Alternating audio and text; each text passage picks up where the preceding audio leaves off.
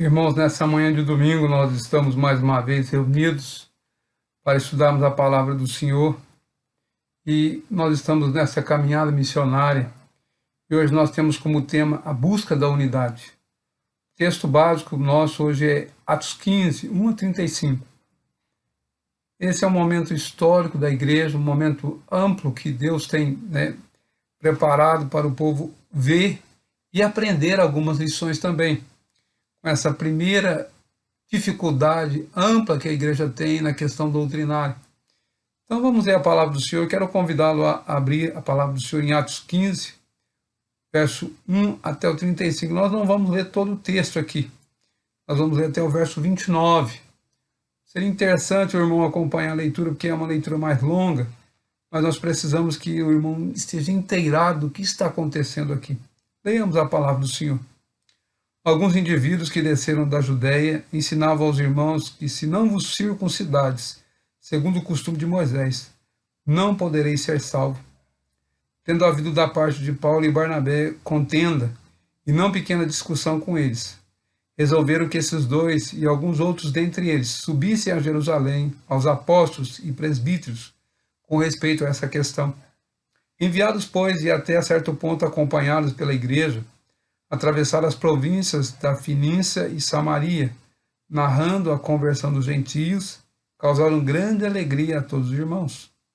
Tendo eles chegado a Jerusalém, foram bem recebidos pela igreja, pelos apóstolos, pelos presbíteros, e relataram tudo o que Deus fizera com eles. Insurgiram-se, entretanto, alguns da seita dos fariseus, que haviam crido, dizendo, é necessário circuncidá-los, e determinares que observem a lei de Moisés. Então se reunindo os apóstolos e os presbíteros para examinarem a questão. Havendo grande debate, Pedro tomou a palavra e lhes disse, irmãos, vós sabeis que desde há muito tempo Deus me escolheu dentre vós, para que por meu intermédio ouvisse os gentios a palavra do evangelho e cresça. Ora, Deus que conhece os corações, lhes deu testemunho, concedendo-lhe o Espírito Santo a eles, como também a nós nos concedera, e não estabeleceu distinção alguma entre nós e eles, purificando-lhes pela fé o coração. Agora, pois, por que tentais a Deus, pondo sobre eles a serviço dos discípulos, julgo que nem nossos pais puderam suportar nem nós? Mas cremos que fomos salvos pela graça do Senhor Jesus, como também eles o foram. E toda a multidão silenciou, passando a ouvir a Barnabé e a Paulo, e contavam quantos sinais e prodígios Deus fizera por meio deles, entre os gentios. Depois que eles terminaram, falou Tiago, dizendo, irmãos, atentai nas minhas palavras. E expôs Simão como Deus primeiramente visitou os gentios, a fim de constituir dentre eles um povo para o seu nome. Conferem com isso as palavras dos profetas, como está escrito, cumprirei essas coisas e voltarei e reedificarei o tabernáculo caído de Davi e levantando as ruínas restaurá-lo-ei, para que os demais homens busquem o Senhor e também todos os gentios sobre os quais tem sido invocado o meu nome. Diz o Senhor que fez essas coisas conhecidas desde os séculos. Pelo que julgo, não devemos perturbar aqueles dentre os gentios que se converteram a Deus, mas escrever-lhes que se abstenham das coisas contaminadas dos ídolos, bem como das relações sexuais ilícitas e da carne de animais sufocados do sangue. Porque Moisés tem em cada cidade, desde os tempos antigos, os que pregam nas sinagogas, onde é lido todos os sábados. Então pareceu bem aos apóstolos e aos presbíteros, e com toda a igreja, tendo elegido homens dentre eles, a enviá-los juntamente com Paulo e Barnabé, a Antioquia, foram Judas, chamado Barsabás, e Silas, homens notáveis entre os irmãos.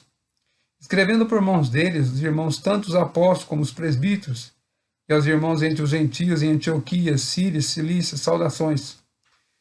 Visto sabemos que saíram dentre nós, sem nenhuma autorização, e vos têm perturbado com palavras, transtornando a vossa alma. Pareceu-nos bem, chegado a pleno acordo, eleger alguns homens, e enviá-los a vós outros, com nossos amados Barnabé e Paulo, homens que têm exposto a vida pelo nome do Senhor Jesus Cristo. Enviamos, portanto, Judas e Silas, os quais pessoalmente vos dirão também essas coisas, pois pareceu bem ao Espírito Santo e a nós não vos impor maior encargo além dessas coisas essenciais, que vos abstenhais das coisas sacrificadas a ídolos, bem como do sangue de carne e animais sufocados, e das relações sexuais ilícitas. Dessas coisas fareis bem se vos guardardes saúde. Irmãos, aqui está um relato de o assunto que era a questão, está também um relato da reunião desse concílio e a decisão tomada e encaminhada às igrejas. Olha que maravilha, então nós vamos perceber que quando a igreja avança, há então a sua primeira questão doutrinária, envolvendo justamente a prática da fé cristã por parte dos gentios. Observe que o concílio de Jerusalém, como é chamada a reunião mencionada nesse texto, ocorreu em 49 depois de Cristo, cerca depois de 19 anos daqueles histórico Pentecostes de Atos 2. O concílio se reuniu para resolver um impasse surgido. Então, Paulo e Barnabé tinham passado cerca de 2 anos em viagens, evangelizando e plantando as igrejas. Isso mostra que a igreja estava crescendo. Consequentemente, começaram a surgir divergências no ensino e na prática cristã. Irmãos, quando a igreja começa a crescer, surgem aí algumas dificuldades. E a primeira dificuldade que vem aqui é a questão de costume, é a questão da circuncisão. E os fariseus diziam, para que esses homens façam parte do nosso povo, é necessário que eles sejam circuncidados. E Barnabé e Saulo, então, questionam com eles que não há base para que as escrituras imponham sobre eles esse encargo.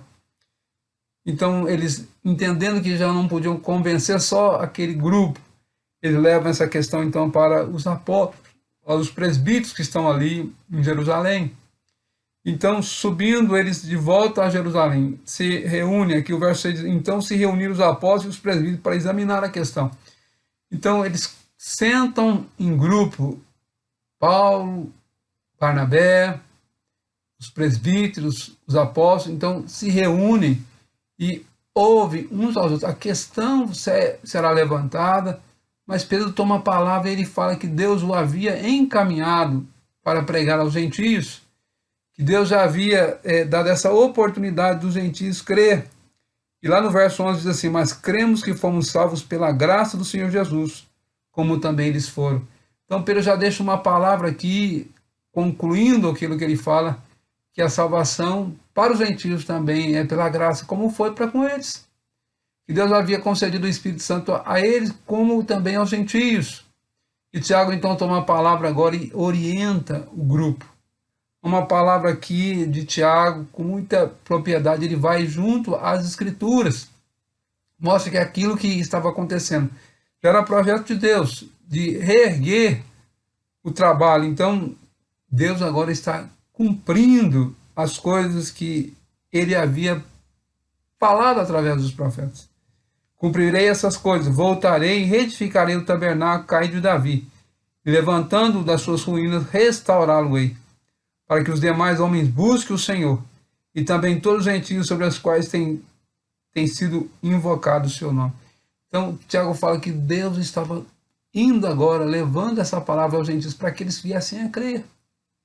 E ouvindo então, Tiago, depois dessa conclusão que Tiago faz, ele chega a um momento onde diz, olha, o que eu creio que nós devemos escrever é isso. E é interessante quando a gente abre a palavra de Deus em Atos 15, 29, na versão na linguagem de hoje. Ouça a leitura. A decisão é dada dessa forma. Não comam carne de nenhum animal que tenha sido oferecido em sacrifício a ídolo. Não comam o sangue nem a carne de nenhum animal que tenha sido estrangulado. Não pratiquem imoralidade sexual. Vocês agirão muito bem se não fizerem essas coisas. Saúde a todos. Observe que aqui há uma orientação para aqueles que haviam se convertido, e dentro dessa instrução não há nenhuma questão da circuncisão. Não é imposta àqueles gentios a necessidade de serem circuncidados para participarem agora do povo de Deus. Perceba bem que então tinha um problema, eles constatam qual é o problema, eles se reúnem ali então para buscar a solução daquele problema, e essa decisão é tomada em grupo, num concílio. Presbíteros, apóstolos e plantadores de igreja. Pode que a decisão também é implementada, ela é levada às igrejas por intermédio daqueles irmãos. Então é escrita uma carta e eles então levam essas decisões aos amados irmãos que estão já em uma nova empreitada, eles estão indo, e quando eles então levam essas decisões, olha o resultado. Verso 31 a 35 diz assim: quando leram sobremaneira, se alegraram pelo conforto recebido.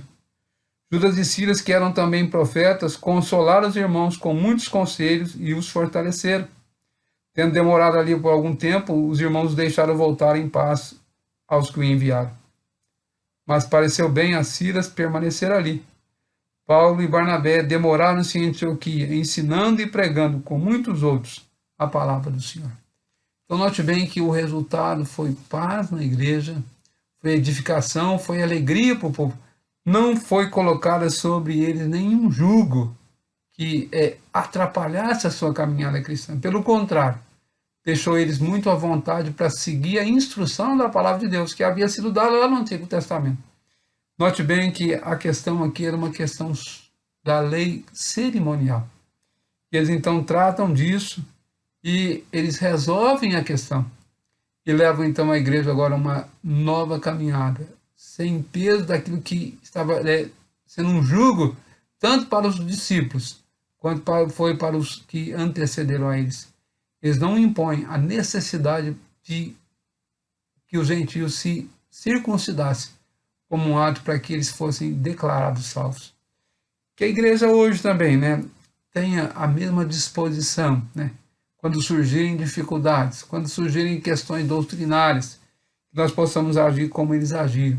Primeiro, ir ao concílio, maior que é dentro da nossa igreja, se é uma igreja, o presbitério. Se é dentro do presbitério, um sínodo. Se é dentro do sínodo, um supremo concílio. Buscando as autoridades, buscando uma solução em paz. E se nós fizermos assim, irmãos, com certeza, a igreja estará crescendo e se fortalecendo, e estará dirimindo as dúvidas, tirando as dúvidas daqueles que têm com as questões doutrinárias. Que o Senhor nos ajude. Que esse primeiro concílio foi um concílio que houve discussões, sim, mas acaloradas, mas de forma que cada um falava, o outro ouvia, e os resultados foram promissores.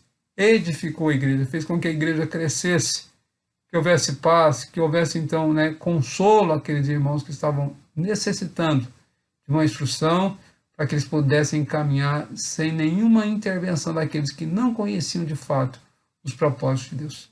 Que o Senhor nos ajude, como igreja também, nós possamos fazer isso, e que o nome do Senhor seja glorificado em cada uma das dificuldades.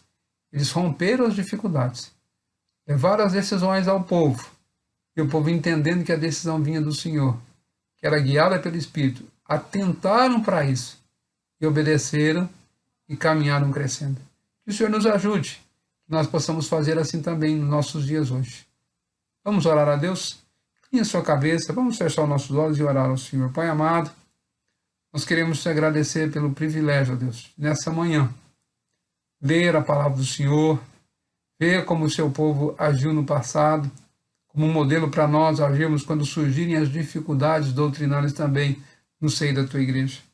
Nos ajude, ó Deus, a ter coragem de, em paz, resolver todas as questões, buscando através do diálogo, buscando através dos concílios, buscando com a direção do teu Espírito uma solução breve, uma solução boa, uma solução que faça com que a tua obra desenrole e cresça, Pai. Nós te agradecemos por isso. E nós oramos ao Senhor pedindo isso em nome do Senhor Jesus. Amém.